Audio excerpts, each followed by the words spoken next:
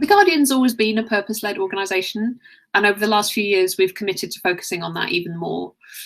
B corporations are companies that value purpose as much as profit, so it felt like a really natural fit with our own values.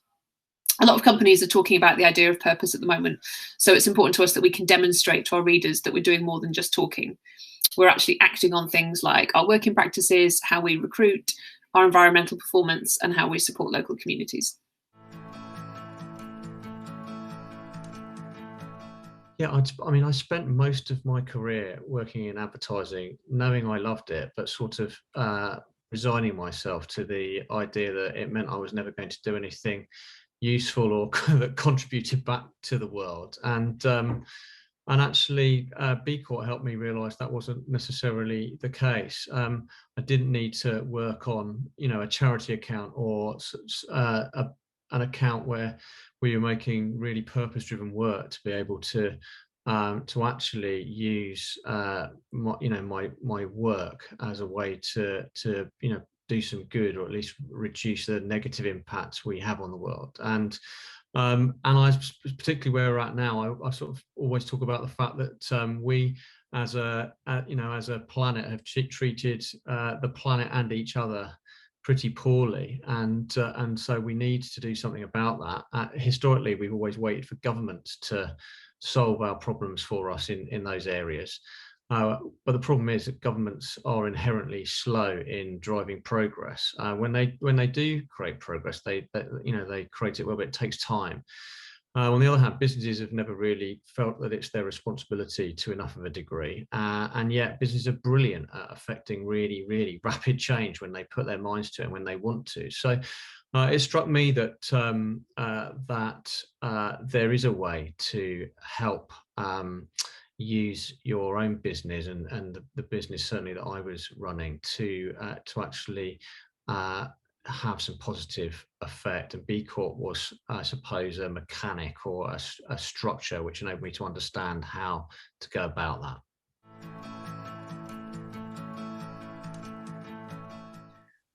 Ever since we wrote Good is the New Cool back in 2016, we've been fascinated by B Corps. In fact, fun fact, the very last chapter of Good is the New Cool was an interview with Andy Fife, who is the head of community at B Corps.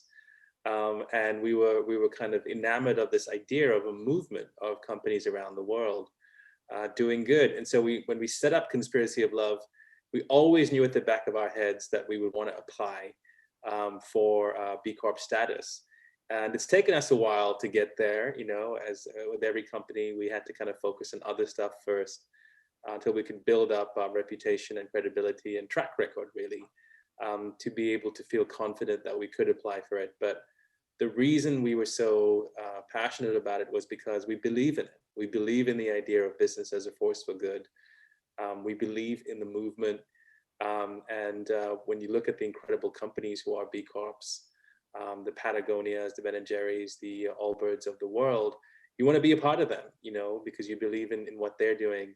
And so it was really a badge of honor for us to try and apply for this certification.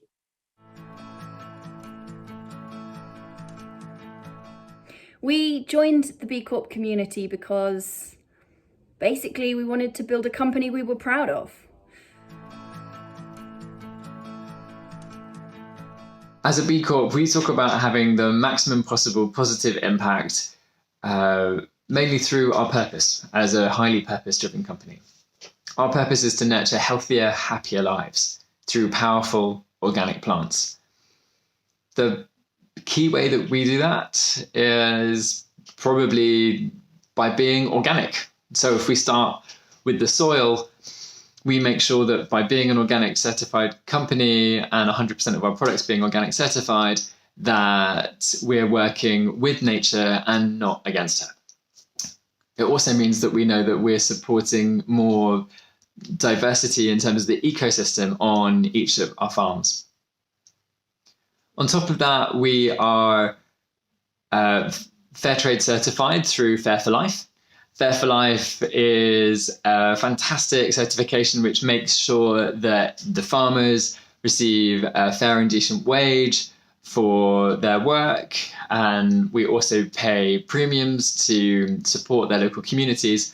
And on top of that, Fair for Life also considers the warehousing and the office workers and the people that work in the factories as well at Pucker. So we're confident that along every stage of our value chain that we're having the most positive impact that we can through decent and fair wages.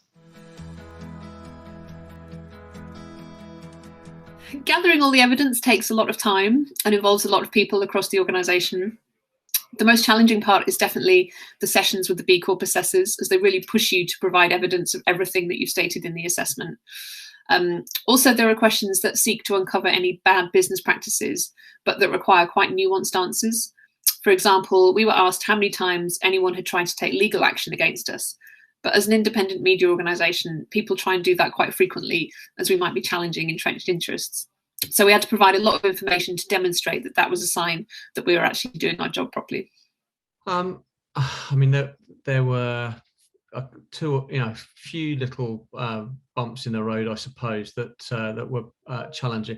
I mean, weirdly, I mean, the question I always get asked is, how difficult was it to change your legal articles or to persuade your bosses to change the legal articles of the business? But actually that wasn't too difficult, because when you look at what you need to change, it was really in keeping with how we wanted to behave as a business anyway. And I was really delighted that both my management team and the people around me at a network level were very supportive of that. I suppose the first hard bit was just getting your head around the task at hand, the enormous list of questions, which can feel quite daunting. But once you broke it down into I suppose lists of questions that you can give to each person that knows how to answer them, then it became much more manageable, and I think it felt much more manageable. I think the the environmental piece is tricky, because there's probably somebody in your organization that can't answer most of the other questions, just about finding the time to do it. Actually, we struggled for a bit and then realized we probably needed to bring someone else in to help us. So we brought in an environmental consultant, but only for a few weeks, to really help us understand the detail of where we were at and what it was going to take to change. And so I'd probably say that was the trickiest bit, but it was only tricky before we got our heads around a way of solving it, and then that was okay too. I think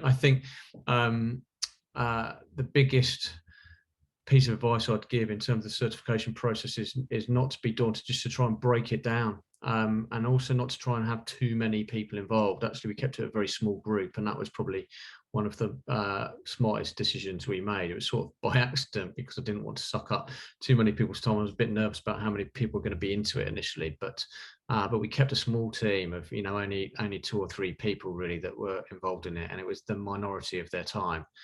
And so it was okay. It was okay. The most challenging part of the certification process was really kind of taking a look at ourselves in every single aspect of our practice. Even though we're a small consultancy, it's incredible the amount of detail you have to go into in terms of how you spend your money.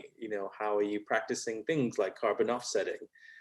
Where is your money going to? Is it going to minority vendors? Are you practicing equality in terms of gender and balance and employees and things like that? So it's the level of granularity and detail which I think really is tough for a lot of companies. Fortunately, we had an incredible coach and partner, Casey Plasker, from a company called Circularly, who helped guide us through the process. I can highly recommend what she does.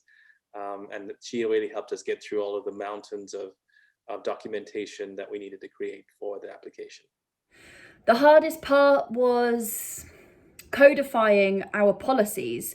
As an early stage startup, we didn't have a lot of the documentation and a lot of the structure that's required in the B Corporation process.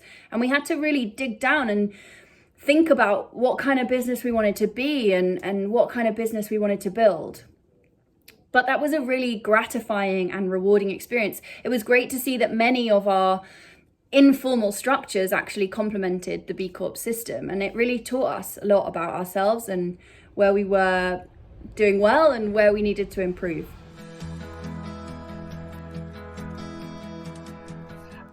Being a B Corp means a few different things for The Guardian. It's a way of having a rigorous, objective view of where we're doing well and where we need to work harder when it comes to our environmental and social impact. It's a way of demonstrating to our readers what type of business we are. And it's also a community of like-minded businesses that we can share ideas with and get encouragement from. I think the biggest impact has definitely been giving us a clear framework to identify where we should focus our efforts over the next few years to keep improving our performance. I mean, what I have to say, it's changed our organisation more than I thought it would or could. I always worried that it was me that was really excited by this, and that everybody would think it was some sort of fluffy side projects that I was into. But actually, people really have embraced it, and I think it's probably had three key effects. I always talk about our reputation, our talent, and our growth, and it's really contributed to all three of those. And of course, they're all interrelated. But I couldn't really have imagined the impact it could have had in terms of people wanting to talk about B Corp and about Havas having become a B Corp. It is a conversation that people still want to have 2.5 years later, and that's been very, very useful as we have sought to transform our agency. It's given us a platform which might have been harder to build otherwise. So, I mean, so reputation-wise, that's been extremely helpful. Talent, I've had people contact me directly who we've subsequently hired, who have said they want to work for a B Corp, or they want to work for Havas because we're a B Corp. And we've had people who have one person who resigned and agreed to stay only on the basis that they could get more involved in the work we were doing around B Corp. But most importantly, the agency as a whole, when we survey the agency to ask them how they feel about B Corp, the vast majority of people say that it makes a real active difference to how likely they are to recommend the agency to both friends and to potential clients, and also how likely it is that they will stay with us and that they want to work here because we're a B Corp. So on all, on talent and on reputation, that's been key, but also it's helped us grow. We've won business because we're a B Corp, and it's helped us get through to stages of the new business the new business journey, if you like. I don't think we've won a pitch just because we're a B Corp, but I think it has been something that clients are more and more interested in. They want to know they're working with partners who are like-minded, particularly around areas that are important to them. And so we have grown because B Corp is a clear signal to clients that we're a certain type of company that works in a certain kind of way. I don't think it changed us fundamentally. I think it really kind of just reinforced our values in terms of what we already stood for, in terms of leading the charge and helping all these other companies out there do some good in the world. Being a B Corp ourselves really kind of showed the world, I think, how much we believe in it. And it's kind of like a badge of honor, as we said, that we wear with pride. It changed the business because it gave us confidence. The Good Loop team can be confident when we go out into the world and we talk about purpose and about connecting with consumers in meaningful ways. We can be confident that we are delivering on that. We are putting our money where our mouth is. We are being an ethical business. And so we can really lead from the front and be an example to all the brands that we work with of how ethical business can really generate ROI and increase value.